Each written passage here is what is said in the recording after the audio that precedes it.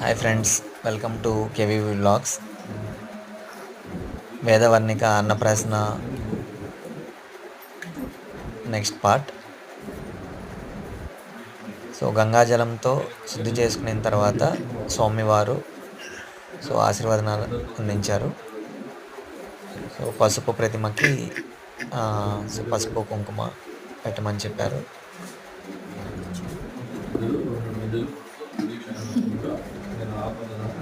So దాని తర్వాత నేను మంత్రాలు చదువుతూ ఉంటాను. సో మీరు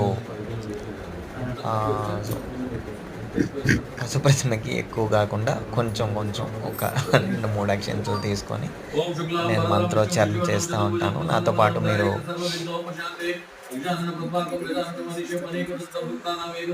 ఆ అక్షంతలు వేస్తారని అని చెప్పారు. మేము ఏంటంటే అలా ఎత్తుకొని వేసేస్తూ ఉన్నాము.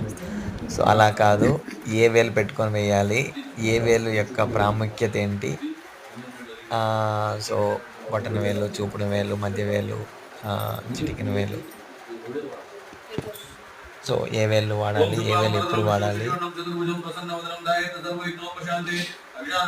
ఎందుకు వాడాలని చాలా స్పష్టంగా చెప్పారు. వెదర్స్కి అయితే ఏం అర్థం కాలేదు.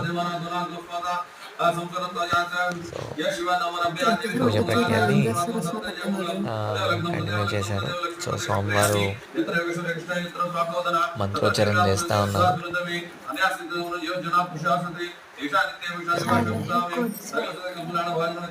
అక్షంతలు సమర్పిస్తూ ఉన్నారు.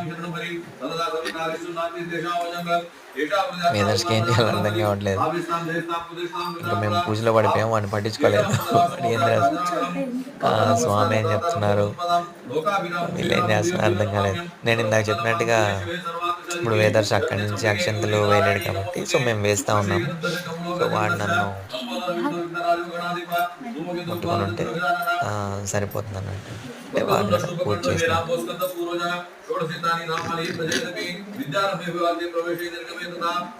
సో పూజ సమయంలో వర్ణిక అయితే కంట్రోల్ అయింది. సో సపోర్ట్ చేస్తూ ఉంది.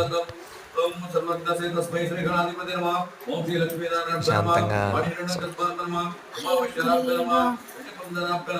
ఫస్ట్ గణపతి పూజ అయితే ఏ ఆటంకం లేకుండా కొనసాగింది. Thank you friends, have a good day. Next వీడియోతో కలుస్తాం.